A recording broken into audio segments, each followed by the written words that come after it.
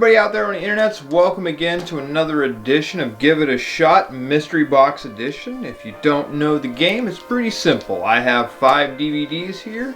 I will throw them in this box. I will jumble around and do the mystery box dance and humiliate myself quite a bit. And then I will pull out one DVD and watch it and see what happens. So, here are the prospective DVDs today. We have the Caterpillar guy here in Colossal Tales. Carlos the Caterpillar. Yeah, that's what it is. And A Lesson in Honesty and Being Yourself. Then we have Doodlebop's Superstars. This is what happens when clowns think they can dance and do music, I suppose. I'm not looking forward to that. Next, we have something I hope to get sometime. Meet the Sky Dancers. They magically fly. They just look like they're in pain. Then we have Wisharoo Park. It's got a skunk with a bouffant. I'm already intrigued. And then finally, I don't know if I'm ever looking forward to seeing this, but it's going to happen one day. Sing Along with Gina D, Volume 1.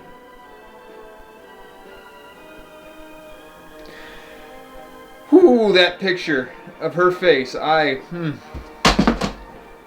watch. Karma's going to hit me and I'm going to end up doing Gina D today. So, next, it's time for the mystery box dance.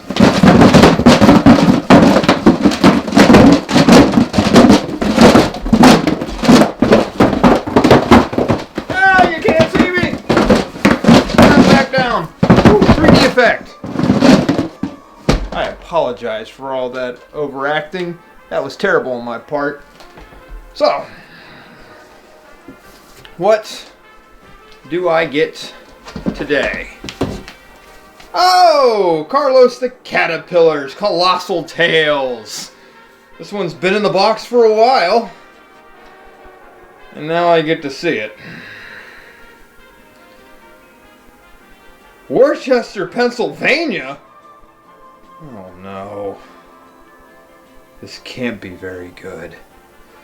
But, let's see what Carlos is all about, shall we?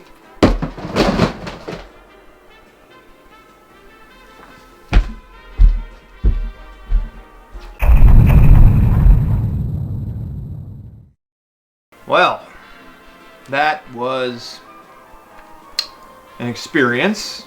Wasn't the worst thing. Definitely wasn't the best thing. It was what it was. Carlos the Caterpillar is a thing. Who knew? So, shock and awe, and it's not like I planned this, but this is more Christian media that was in the mystery box. It's just one of those things. When I go out shopping, for whatever reason, Christian media just always, it's A, it's dirt cheap, and B, it's just plentiful. It's everywhere. So, these DVDs just lay around. But the interesting thing about this one is I don't think this was primarily for English speakers. I come a while and bring a smile to my almocan. Es muy divertido, come with us amigos, share our fun. I'm not entirely sure, but I think this is an international thing because there's some stuff about Moragon or something, an island somewhere. To my almocan. They speak Spanish first, so it's like watching an episode of Dora the Explorer, and it's got a loosely Christian message. It's not hardcore, like Jesus is not dropped in this, but you can tell there's a lot of Christian influence. So let's get into the story. what story there is. Because this, I will applaud this and also detract from it, was short. This was 21 minutes. And the first 3 minutes is primarily introduction and theme song. It's 18 minutes, so there's not much to it. And so, yay that, but everything else suffers because of it. So, this story, Colossal Tales, which is the first episode in the series. I found that out by looking at this lovely little insert here, which I want to touch on here in a little bit. Doesn't really give you too much to work with. You know, very basic things. Carlos Caterpillar is our protagonist. There are other insects that are part of his school. I'm assuming he's like 8 to 10 years old. He has his antagonist, which is this slug, and I cannot remember the slug's name. And he has I think it's a weevil as his little crony. There's an ant, and I do believe his name is Antonio, just like Antonio from Hermie. I don't know why they think that's great to just name ants Antonio. Why not Anthony or something like that? Work with it, stretch a tad, but we got what we got. And this is kind of weird for the first episode because we are introduced to a brand new character. Not like we haven't been introduced to a whole slew of new characters, but there's a female caterpillar. I think her name was Letty. Let us meet your new compañera and classmate. Un aplauso, por favor. Hola, my name is Leticia Maria Gonzalez Bermudez Morales. Leticia something. Lettuce. We'll just go with Lettuce. That just sounds better. Her name is Lettuce, and she's a girl because you have her wearing pink and a skirt because, caterpillars totally have to keep the lady bits covered in a skirt. God. And the whole episode then becomes this idea of impressing her. And it's kind of funny how, like, all the male insects and bugs try to impress her because unless this is a really progressive idea, I don't think the slug character is going to be able to have any kind of relations with the caterpillar. Although he's trying, damn it. Nice one. A brilliant plan. A wonderful plan. Of course. Soon Letty will have the bug friends she really deserves. That's a thing that goes on throughout this entire episode. Everybody is lying about what they can do to impress this new person. Well, you see, I have this medal that... Me too. I have one too. You have one? I mean 2. I mean 1, 2. 2? 3, 4, 5, 6, 7. 7 medals. A lot.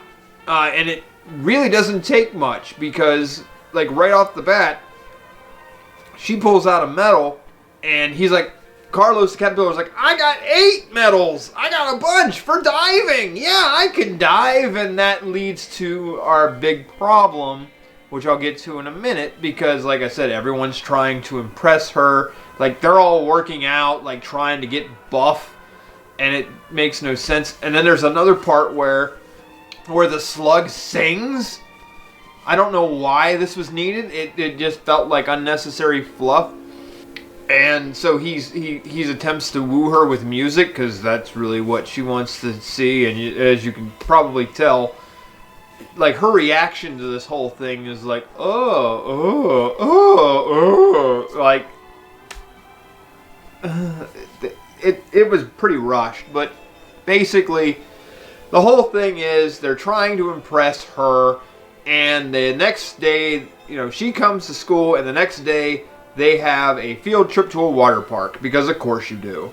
And so that leads to our big conflict where the slug, who's still trying to impress her,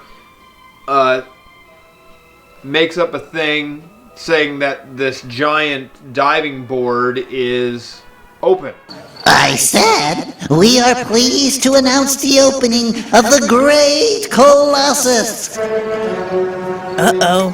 I'll take a picture. Carlos has to prove himself that he can dive.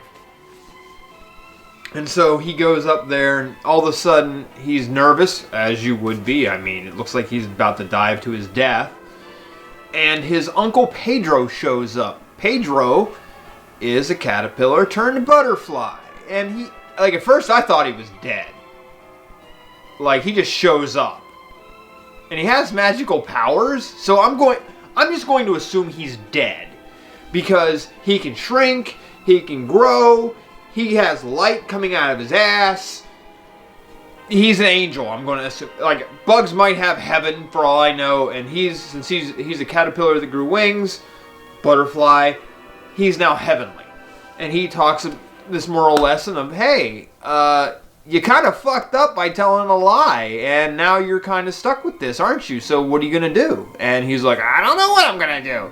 I think I should jump. And he's like, well, you don't have to jump. And in fact, you shouldn't jump. And by the way, the slug and the weevil pretty much set up Carlos to die because it was closed for reasons like the fact that it's in disrepair and the caterpillar damn near dies. And so he doesn't dive into the pool. He actually falls off, grabs a bucket, and it's a whole thing. Calamity ensues. And then the truth is revealed. I can't dive. Oh, tragedy. And then Lettuce says, well, I didn't say I couldn't dive, but, I can't even swim. And then everyone's like, oh, lying was a bad thing, so let's just have fun in the shallow water. Isn't that a relief?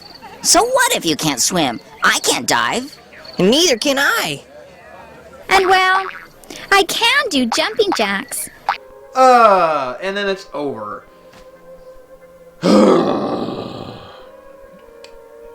It's basically rushed. You don't really have time to take in anything.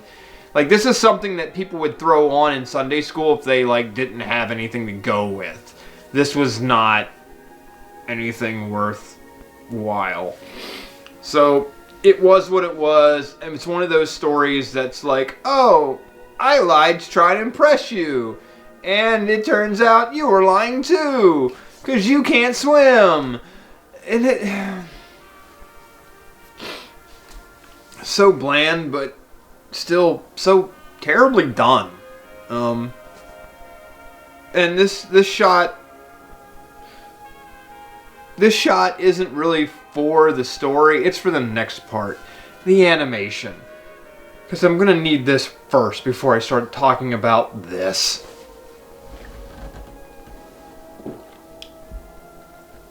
Oh! No matter how many times I do this. Shit. You think I grow a tolerance. But I don't. Anywho. So, the animation. At first I thought it was going to be okay. Because the opening title was pretty smooth. And I was like, whoa. That looks good. I don't know if I can actually capture that part of the video. But... if I can, I'm gonna put it in. It looks smooth. It looked good. I was like, okay, this is gonna be all right. It's not the most flashy of computer animation, but it's gonna be okay. Then I watched the rest of it. Now it's no Troll Land at all, and it's not An Ant's Life or anything like that, but it does have some rough moments and some questionable things. First and foremost, and this is why I took the shot, what is going on with the transitions? Something is playing in the background when they do a whole bunch of different wipes and fade in and outs and whatnot. And for whatever reason, there's something in the background. I'm gonna put up some of these transitions and look at this. There's something going on in the background that the editor just said, fuck it. There's no reason, so just, it's going to be there. Because at first I thought, well, that was just kind of weird. I thought it was kind of like overlap of some sort. And it was doing it every single transition. Every last one. Anytime the screen was a whoop, you would see it. Like on the edges, there'd be some other image. I don't know what it was. I can only imagine what it was, but it was there. The character animations, I mean, it was kept simple because they're bugs, you know, caterpillars. You don't have to do anything more than make them inch back and forth. They have arms. In this case, he looked more like an inchworm than an actual caterpillar, but creative license, you can kind of get away with that. Some of the other insects, like the flea, kind of creeps me out. The school marm, she's a grasshopper. I don't like her, especially when they get to the water park. She's in an inner tube, but she's flesh colored, so she looks nude, and that just, I was unsettled. I was very unsettled. In fact, thinking about it right now, I'm still very unsettled.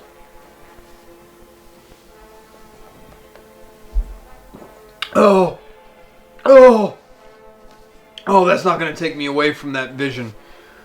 Oh God. So, the animation itself, it's just not great. I mean, it's better than a lot of things that I've seen, but it's still not great. And it comes from that, and I'm still trying to figure this out, why most of the things, and it's not like I planned this, most of the things that I watch, especially the computer animated stuff, comes around between 2004 and 2006. This box says 2006. The credits in the DVD say 2004, so it's in that magical wheelhouse where computer animation's finally getting cheap and people can afford to get it and make something that still doesn't look great, but they have it. So, yeah, there's some spots specifically. I can't even speak.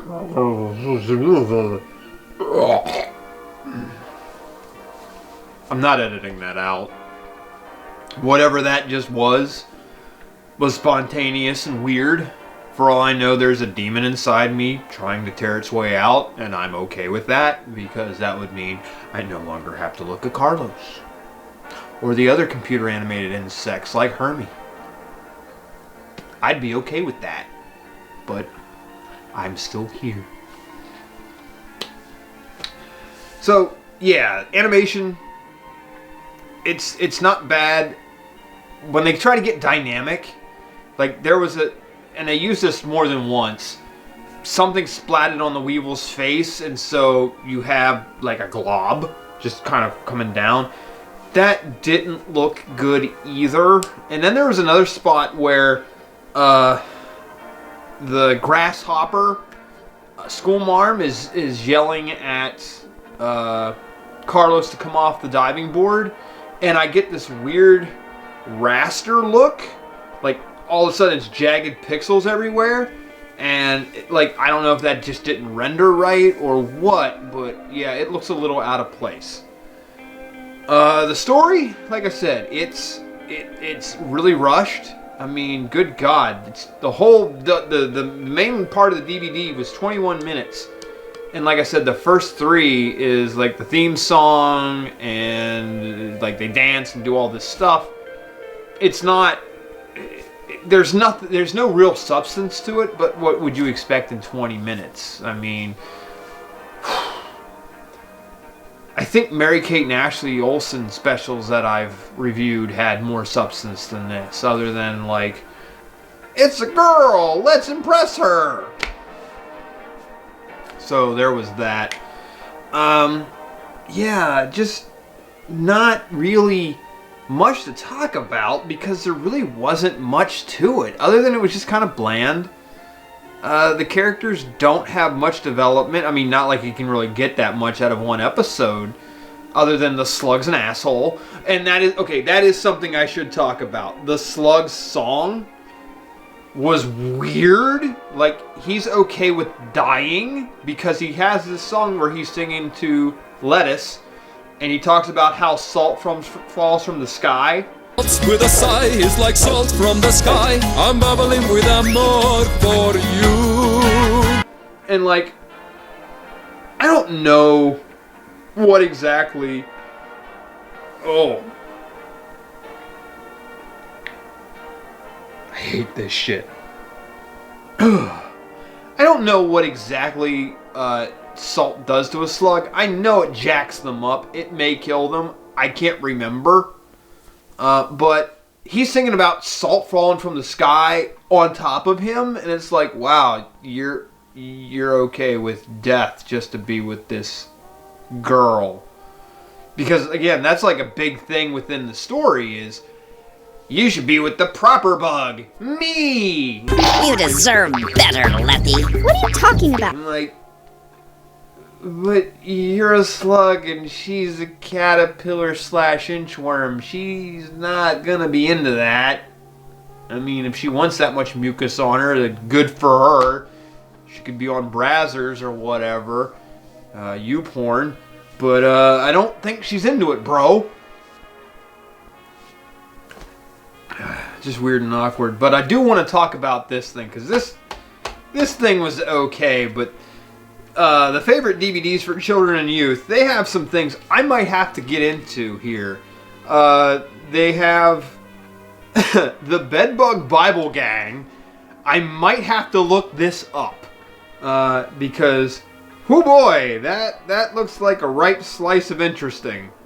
They have the Cherub Wings collection. Already dealt with them. I don't care, because I did episode 2, Gratitude Attitude. I already did Carlos Caterpillar. They have one here that I'm kind of into because just the cover art is Adventures of the Apostle Paul.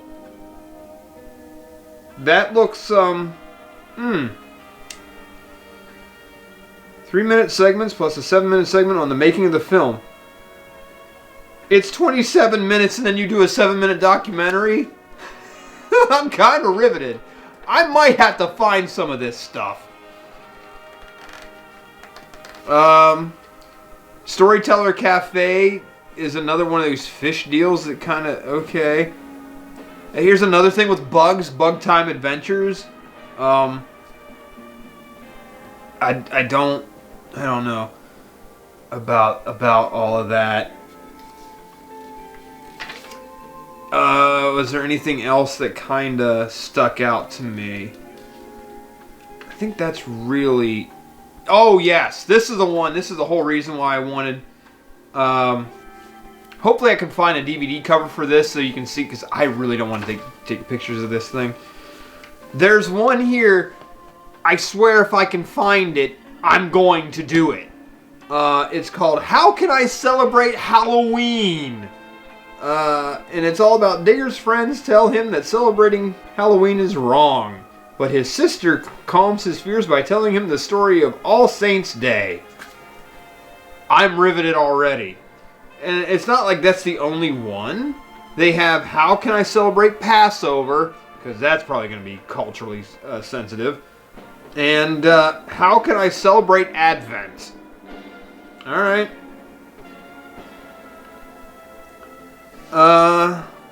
There's also Red Boots for Christmas. I'm a little curious about that. And then they got some teen sex videos in here. Not that it's Christian teen sex, but it's all about that. So I can only imagine where those are going. And they have some public domain stuff here in the back, including the original Heidi. That was the one that was called, that created the term the Heidi game. So yeah, they're selling that. So I might have to go find some of this stuff.